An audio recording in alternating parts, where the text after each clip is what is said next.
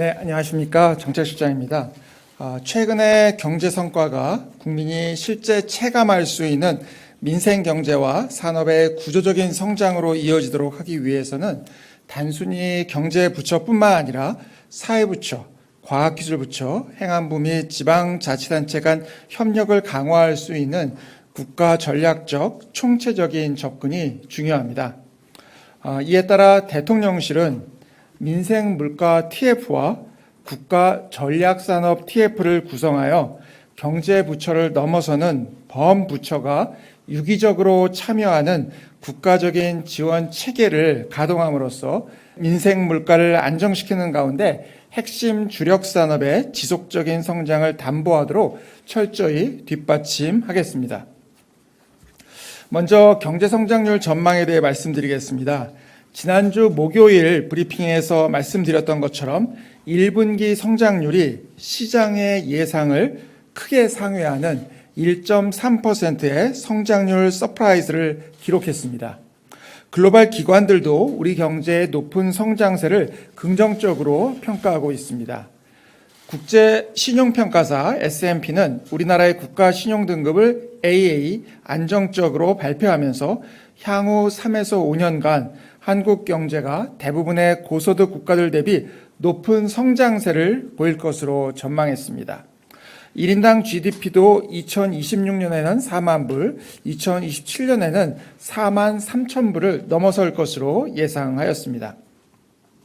또한 금일 오후 OECD도 우리나라 경제 성장률을 상향 조정하여 발표할 예정입니다.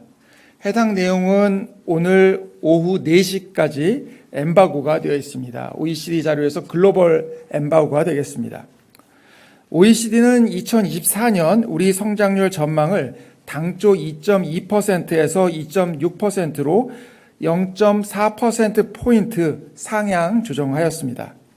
이는 반도체 등 주요 산업의 업황 호조와 예상보다 양호한 내수 회복세를 반영한 결과로 금년도 성장률 전망 2.6%는 국민소득 2만 불이 넘는 G20 국가 가운데 가장 높은 수치입니다. 이러한 성장세는 소비, 건설, 투자 등 내수 반등과 함께 우리 핵심 주력 산업의 수출이 회복된 것에도 크게 기인합니다. 그러나 전 세계적으로 보호무역주의가 팽배한 가운데 국가 간 경쟁이 날로 심화되고 있습니다. 이러한 상황에서 국민 경제의 파급 효과가 큰 국가 전략산업 대응이 정부 내 또는 정부와 지자체 간 칸막이로 인해 제대로 이루어지지 않는다면 핵심 산업의 국가 총력전에서 결코 승리하기 어려울 것입니다. 이에 정부는 기획재정부, 산업부 등 경제부처와 고용부, 교육부 등 사회부처, 과학기술부처, 그리고 행안부 및 지방자치단체 간 협력을 강화할 수 있는 국가 전략산업 TF를 구성하여 우리 핵심 산업을 총력 지원해 나갈 계획입니다. 물가 동향도에 대해서 말씀드리겠습니다. 물가 대응도 마찬가지입니다.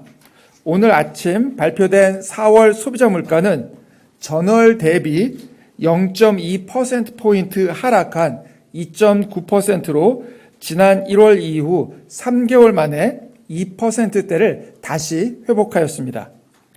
그간 물가 상승을 주도했던 농축산물의 전체적인 상승폭은 다소 둔화되었지만 글로벌 요인에 따른 국제 유가 등의 불안 요인은 여전합니다. 중동의 지정학적 리스크가 상존하는 상황에서 외식 물가와 공공요금 상승 움직임까지 앞으로의 물가 흐름도 불확실성이 높은 상황입니다. 이에 정부는 계속해서 2%대로 물가가 안정적으로 유지돼서 국민들께서 물가 안정을 실제 체감할 수 있을 때까지 긴장감을 놓치지 않고 물가 대응에 총력을 다하겠습니다. 이에 따라 물가 대응에 있어서도 경제, 사회부처의 벽을 허물고 범부처, 민생물가 TF를 구성하여 운영할 예정입니다. 민생물가 TF에서는 첫째, 가격 변동폭이 크거나 둘째, 국민 체감이 높거나 셋째, 전체 물가에 영향이 큰 품목 등 핵심 품목을 중심으로 물가 대응 방안을 논의하겠습니다.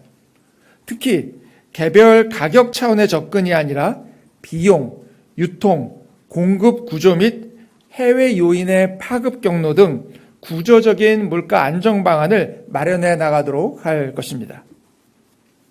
수출 동향에 대해 말씀드리겠습니다.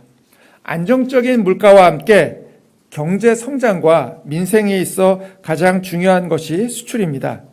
어제 4월 수출 실적을 발표했는데요. 다시 한번 간단히 말씀드리겠습니다. 4월 수출은 562억 불로 전년 대비 13.8% 증가했고 무역 수지는 15억 불 흑자를 기록했습니다. 7개월 연속 수출 플러스 11개월 연속 무역 흑자입니다. 특히 15개 우리나라 주력 품목 중 13개 품목에서 무역 흑자를 기록했습니다. 1월부터 4월까지 누적으로 보더라도 수출은 2,200억 불로 전년 대비 9.7% 증가하며 역대급 실적으로 확연한 회복세가 나타나고 있습니다. 금년도 목표인 7천억 불을 향해 순항 중이라고 평가할 수 있겠습니다.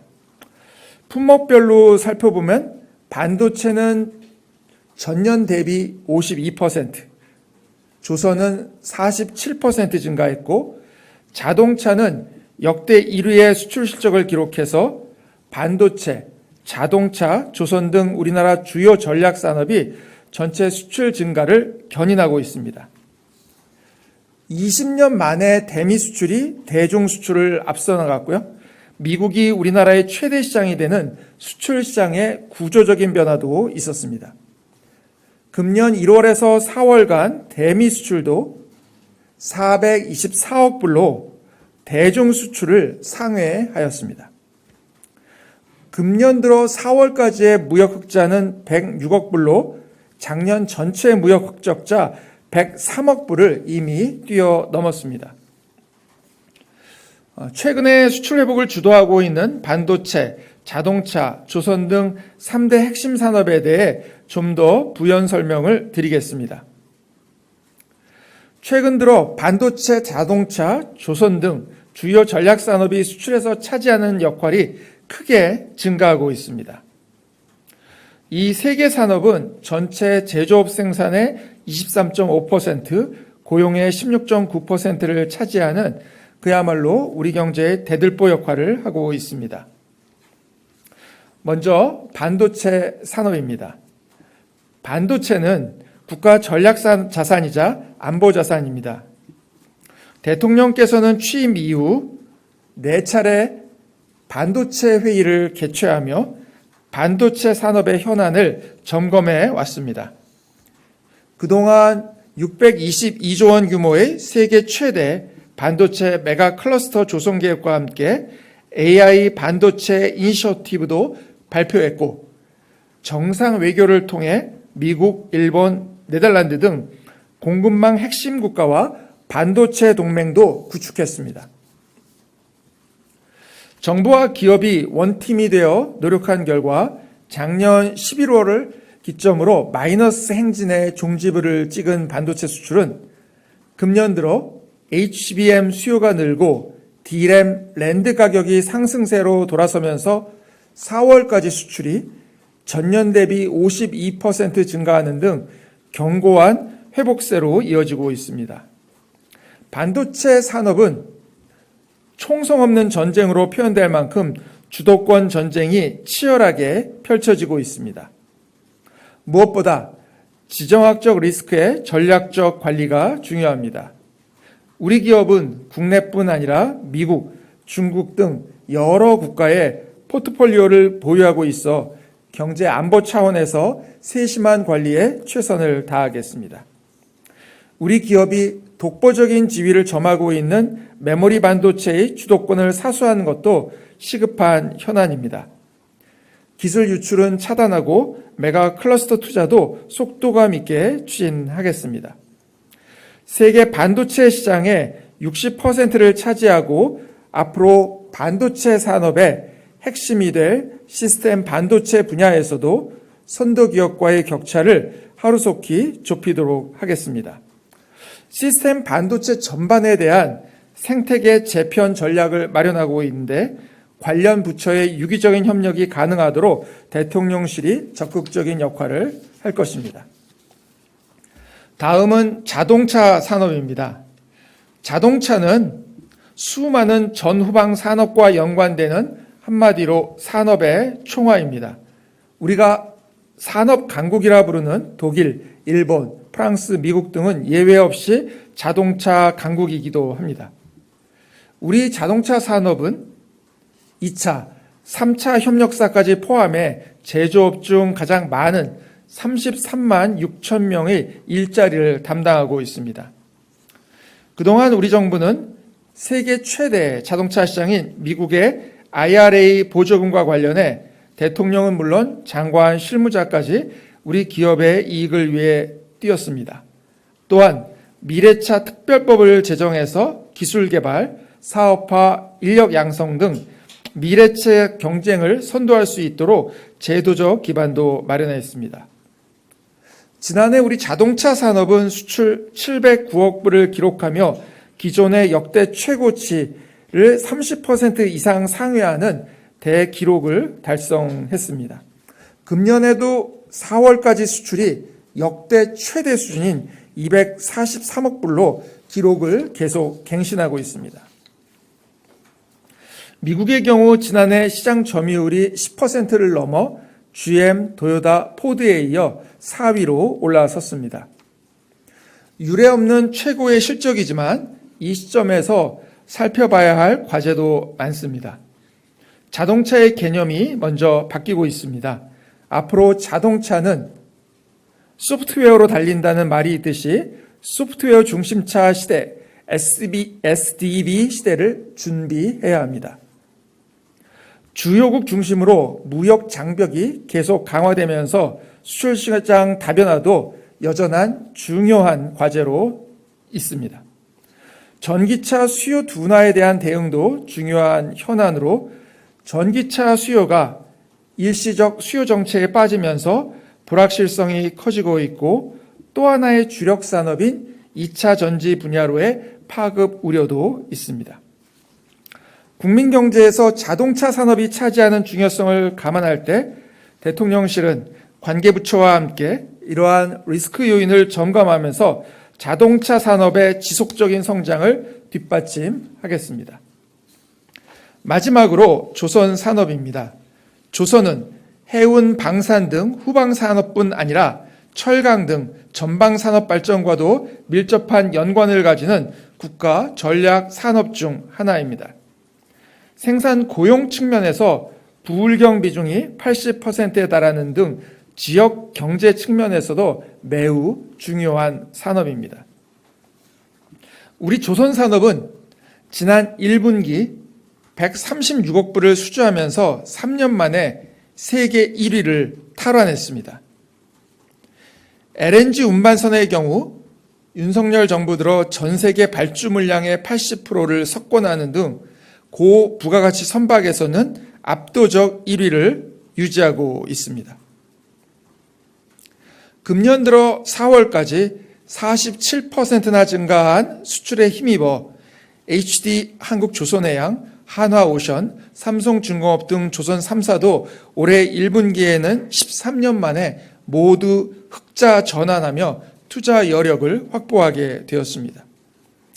그동안 정부는 금융지원, 차세대 선박 개발 등 조선 산업의 활력 회복을 적극 지원해 왔습니다. 하지만 상시적인 생산 인력 부족과 중국 등 경쟁국의 추격은 앞으로 풀어야 할 과제입니다. 조선 인력은 불황기를 거치면서 급감해서 2014년 20만 명에서 2023년 11만 명으로 44%나 감소한 상황입니다. 국내외 숙련 인력 확보를 지속적으로 지원하고 제도 개선도 추진하겠습니다. 경쟁국 조선사의 대형화, 기술 투자 확대 등에 대한 대응책 마련에도 만전을 기하겠습니다. 반도체 자동차와 함께 조선 산업에 대해서도 세계 최고의 경쟁력이 지속될 수 있도록 대통령실 차원에서도 부처와의 유기적인 협력을 통해 정책적인 지원 방안을 지속적으로 강구해 나가겠습니다. 마무리로 민생물가 TF와 국가전략산업 TF를 중심으로 범부처적 협력을 강화할 수 있는 지원체계를 통해 민생물가를 안정시키는 가운데 핵심 주력산업의 지속적인 성장을 철저히 뒷받침하겠습니다. 감사합니다.